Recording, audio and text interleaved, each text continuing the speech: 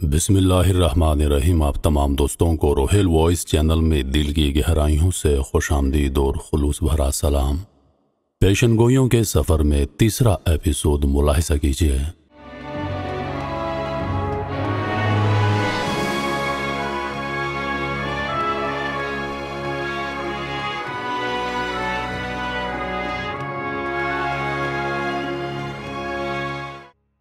شاہ نعمت اللہ ولی کی پیشن گوئیاں۔ شاہ نعمت اللہ ولی کے تفصیلی حالات زندگی ایران اور افغانستانی قدیم لائبریریوں میں موجود ہیں۔ آپ کا پورا اسم گرامی سید نور الدین نعمت اللہ ہے۔ آپ پانچویں امام سیدنا حضرت باقر اور اس واسطے سے حضرت علی مرتضیٰ ابن ابی طالب کی اولاد ہیں۔ آپ کرمان ایران میں پیدا ہوئے۔ آپ نے ابتدائی تعلیم اپنے والد گرامی سے حاصل کی اور حصول علم کے لیے عراق تشریف لے گئے۔ وہیں آپ کا بچپن اور جوانی گزری۔ 24 سال کی عمر میں آپ مکہ تشریف لے گئے، جہاں آپ نے مشہور صوفی بزرگ شیخ عبداللہ عیفائی کے ہاتھ پر روحانی بیعت کی اور 7 برس تک وہیں ان کی خدمت میں قیام کیا۔ مکہ شریف سے آپ واپس عراق تشریف لائے تو یہ امیر تیمور کا زمانہ تھا۔ آپ امیر تیمور کی حکومت کو برملا ظالمانہ کہتے تھے، اس لیے امیر تیمور کو ملنے سے منع کر دیا۔ اس وجہ سے امیر تیمور آپ کو پسند نہ کرتا، لیکن آپ کے روحانی مرتبے کی وجہ سے آپ کو ایذا دینے سے بھی گریزا تھا۔ اس دوران آپ نقل مکانی کر کے سمرقند، ہرات اور یزد میں بھی سکونت پذیر رہے۔ ہندوستان میں چند سال قیام کے بعد آپ ایک روحانی حاکم کے تحت اپنے خاندان کے کچھ افراد کو ہندوستان میں چھوڑ کر کرمان تشریف لے گئے۔ واپسی سے پہلے آپ نے شاہ رخ مرزا کو عطا کی ہوئی پیشن گوئیوں کی طرز پر احمد شاہ بہمنی کو بھی ایک نئی ردیف میں غزل یا ہند گوئم کے اشعار عطا کیے، جن میں آنے والے قرن کے دوران ہندوستان میں پیش آنے والے واقعات کی پیشن گوئیاں کی گئی تھیں۔ ایک اندازے کے مطابق یہ پیشن گوئیاں 790 ہجری کی دہائی میں کی گئی تھیں۔ بعد ازاں یہ اشعار ہندوستان کے طول و عرض میں پھیل گئے۔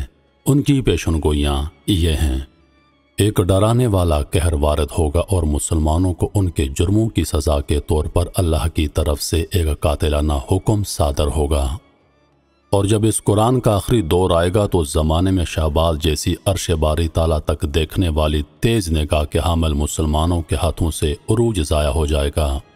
اس وقت تم دنیا پر غیر مسلمانوں کی حکمرانی دیکھو گے اور وہ مسلمانوں کو مکر و فریب سے ہر طرف سے گھیر لیں گے۔ مومنوں کا ایمان کمزور ہو جائے گا اور انصاف کا ساتھ دینے والے مسلمان جنگ میں تنہا ہوں گے۔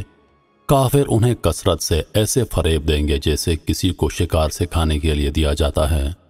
ہر جگہ مومنوں کو برائی پر اکسائیں گے اور حد سے گزر جائیں گے اور مختلف ہیلوں بہانوں سے ان کے ملکوں پر قبضہ کر لیں گے۔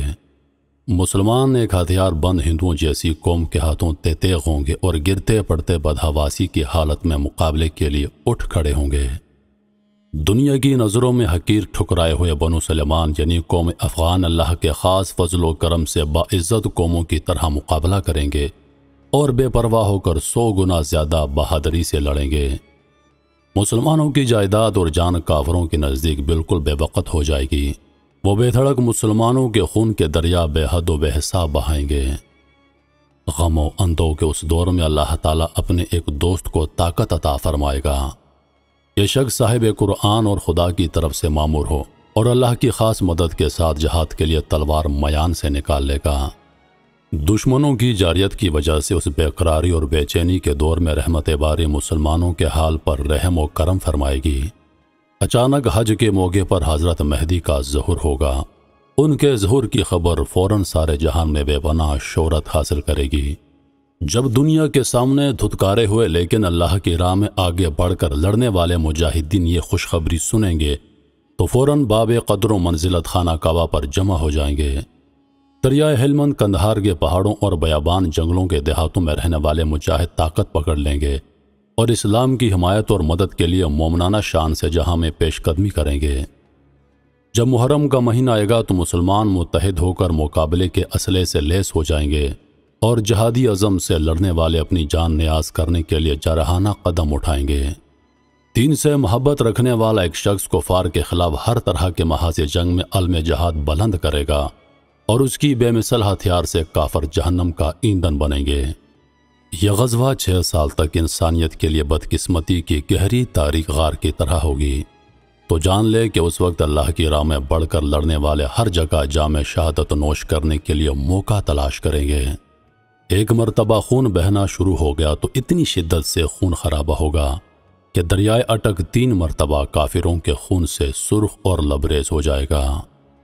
مسلمان اللہ تعالیٰ کے لطف و کرم سے خوش ہو جائیں گے اور تمام ہندوستان ہندوانہ رسوم سے پاک ہو جائے گا۔ جس طرح ہندوستان بدقسمتی کا شکار ہوا، اسی طرح مغرب کی بدقسمتی کا آغاز ہوگا۔ پچھلی عظیم جنگوں کی طرح انہیں بدقسمتی اس طرح گھیر لے گی کہ ہر ممکن کوشش کے باوجود اس جنگ کا نقارہ بن کر رہے گا۔